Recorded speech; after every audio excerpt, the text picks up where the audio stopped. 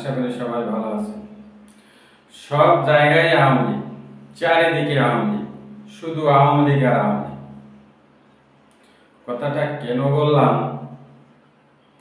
আপনারা অতীত খেয়াল করলে দেখবেন, যখন আওয়ামী লীগের আমল ছিল, একজন মসজিদে যদি ইমাম নিয়োগ দেওয়া হতো, আগে দেখা হতো সে আওয়ামী লীগ করে কিনা।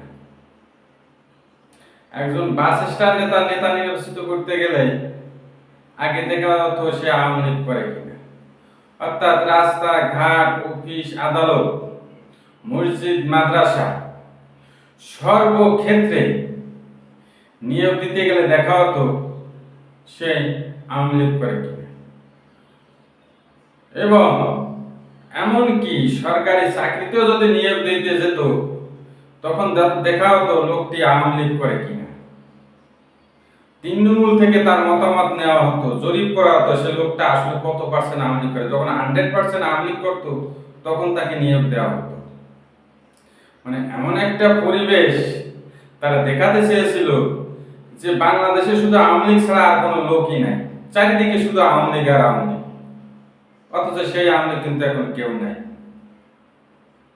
তারা এমন ভাবে ফেস করতে চেয়েছিল যে শুধু আওয়ামী লীগ এই দেশে থাকবে, আর কেউ থাকতে পারবে না। মানে তাদের চিন্তা ভাবনা, আমাদের চিন্তা ভাবনা যে এমন হয়ে গিয়েছিল যে আওয়ামী লীগ ছাড়া বাকি সব জনগণ রোহিঙ্গা। এখন সাধারণ পর্যায়ের কথা তো বাদই দিলাম, বিএনপি জামাত বড় একটা রাজনৈতিক দল, সেটাকেও ব্যান করার একটা কায়দাকানুন তারা প্রায় করে ফেলছিল।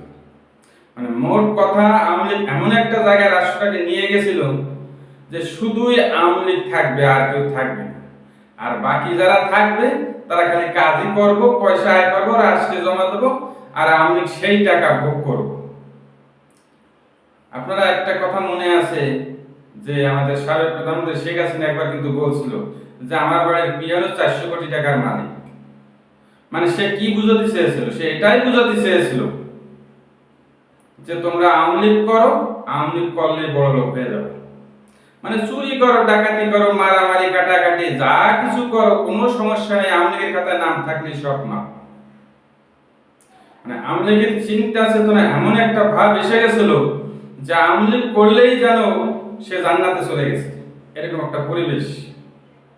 সে যত বড় অপরাধী হোক, আওয়ামী লীগ হলেই হয়েছে, তার কোনো বিচার নেই, তার জন্য কোনো আদালত নেই।